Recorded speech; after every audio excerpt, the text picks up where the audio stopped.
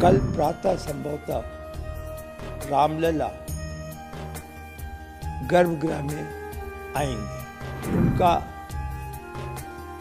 विभिन्न नदियों के जल से स्नान होगा, अभिषेक जिसे कहते हैं। प्राण प्रतिष्ठा का मतलब यह है कि मूर्ति में शक्ति हो।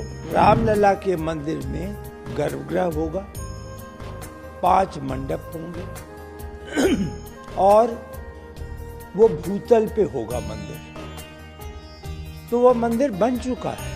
मर्यादा पुरुषोत्तम को तो हम मर्यादा पुरुषोत्तम मानते हैं, और अगर वो मर्यादा पुरुषोत्तम है तो उनसे राजनीति कैसे जुड़ सकती है। 22 तारीख को जो तिथि और मुहूर्त है वो लगभग 12:30 बजे है। उससे पहले जो पूजा विधि है वो अभी शुरू हो चुकी है, और वह पूजा विधि कल प्रातः संभवतः रामलला गर्भगृह में आएंगे।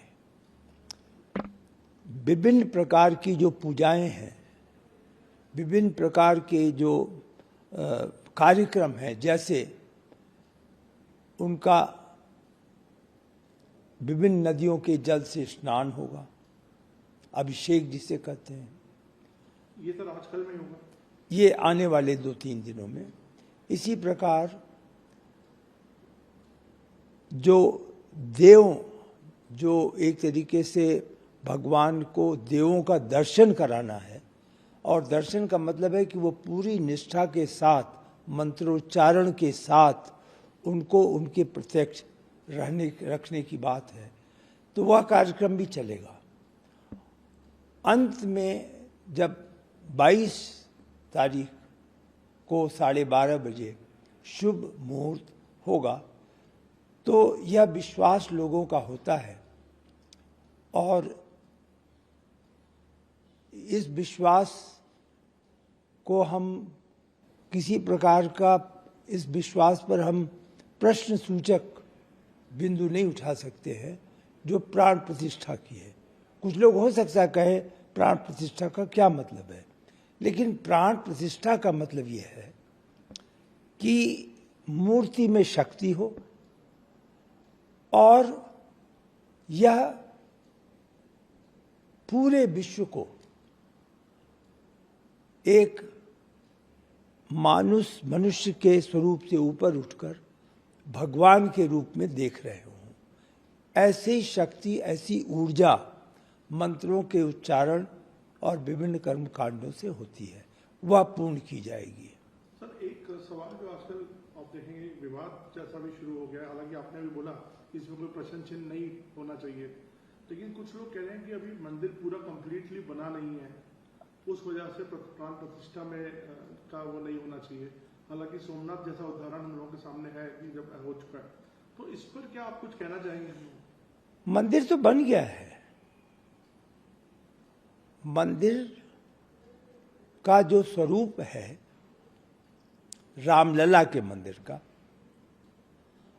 आप इसको समझें, ये महत्वपूर्ण बात है। रामलला के मंदिर में गर्भगृह होगा, 5 मंडप होंगे, और वो भूतल पे होगा मंदिर।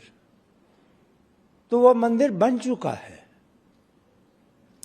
प्रथम तल पर जो अब निर्माणाधीन है, वहां राम दरबार होगा।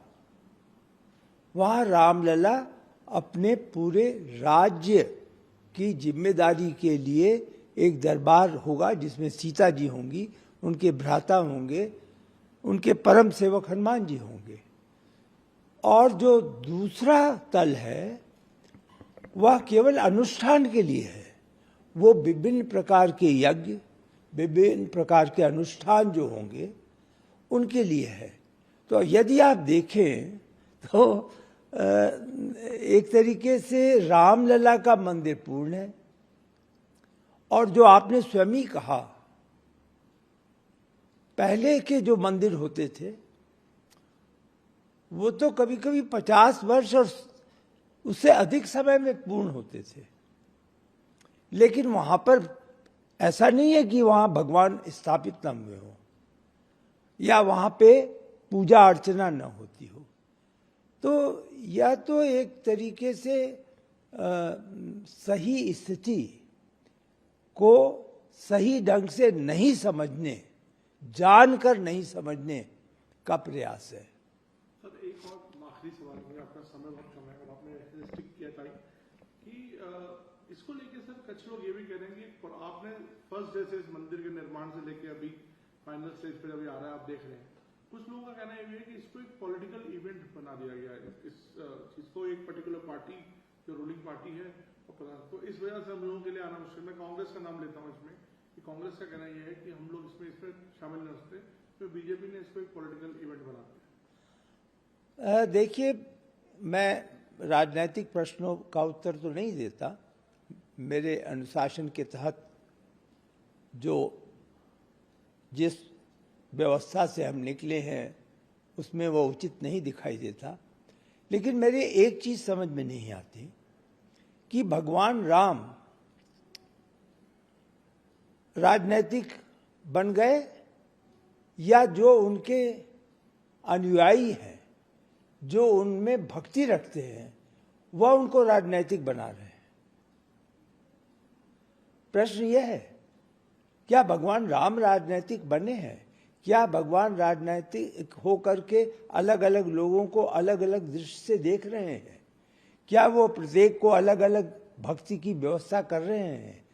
क्या वो अलग अलग लोगों को आशीर्वाद कर रहे हैं?